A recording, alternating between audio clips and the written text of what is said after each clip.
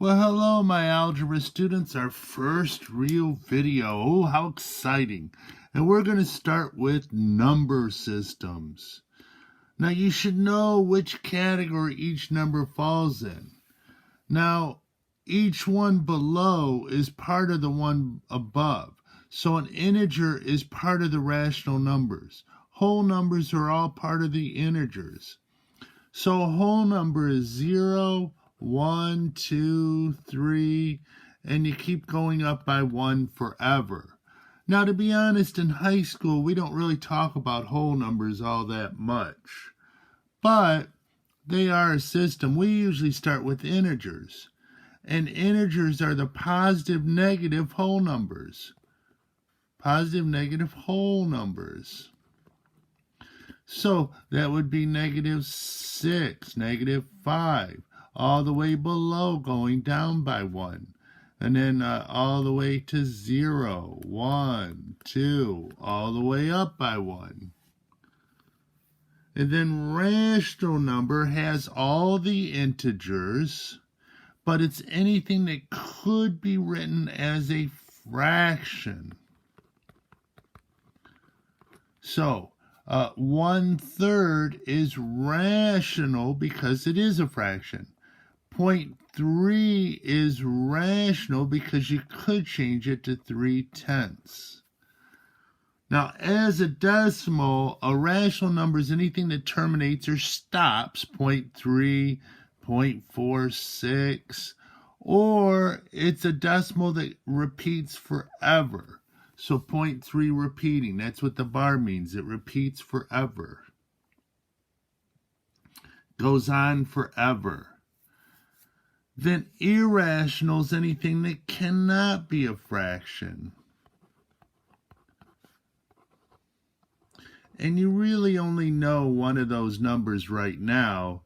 There's an infinite number, but you really only know one, and that is my favorite number, pi.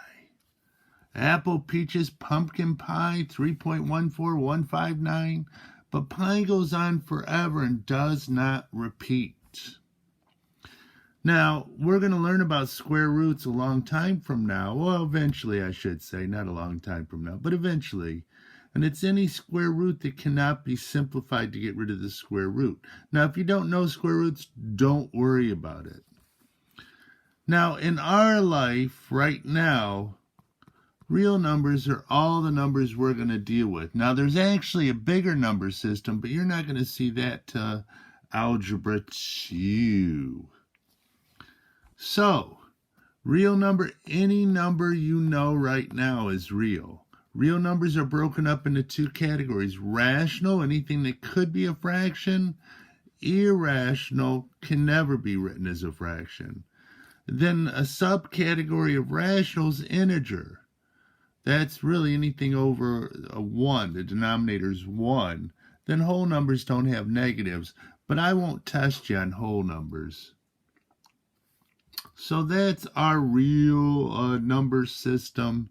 Rational, irrational, integers.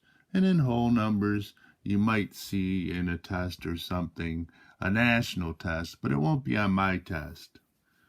Okay, so then we go from there, let me bring this down, here we go, to adding integers. Now to add integers, you really have three categories. One, wait a minute. Well, sorry about that. That was gross. If you have the same sign,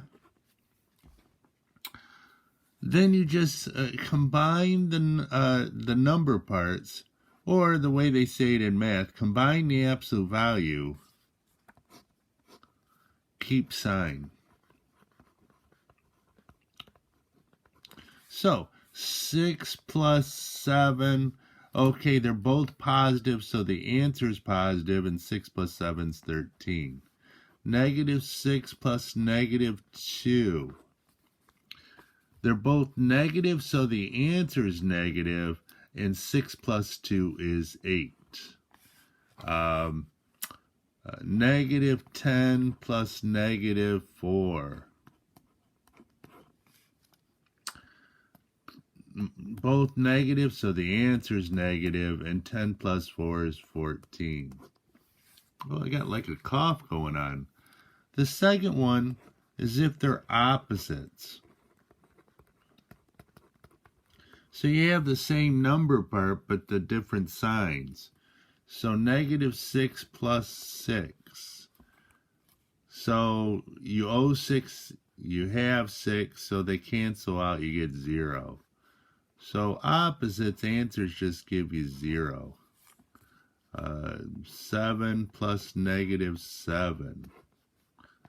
0. So what's 20 plus negative 20? Well, they're opposites. You're adding, so you get 0. So your mom gives you $20. Your dad says, wait a minute, don't you remember you owe me $20? So you have nothing. Then the third one is if one is positive and one is negative. What you do is you take the absolute value of both, and whichever one's bigger, that's use the original sign for it, and then you subtract. So if I have 7 plus negative 2, 7 is bigger than 2, so the answer is going to be positive. Then you just take the 2 away from the 7. 7 minus 2 is 5. So if I have 6 plus negative 10, 10 is bigger than 6, so the answer is negative, and 10 minus 6 is 4, so it's negative 4. I always thought of it in terms of money. I have $6, I owe someone $10, so I still owe $4. So 20 plus negative 30. Well, 30 is bigger, and it's negative, so the answer is negative. And then 30 minus 20 is 10. So 15 plus negative 5. So 15 is bigger than 5, so the answer is positive, and 15 minus 5 is 10. So negative 6 plus negative 4, negative 7 plus 7, negative 20 plus 10. Freeze the video right now and do those 3. And then turn me back on. Okay, so this would be negative 10. The signs are the same, so it's just 6 plus 4 and it's negative. These are opposites, minus 7 plus 7, so it's 0. And 20 is bigger than 10. 20 is negative, so the answer is negative, and 20 minus 10 is 10. Hey, our first video is down. Life is good.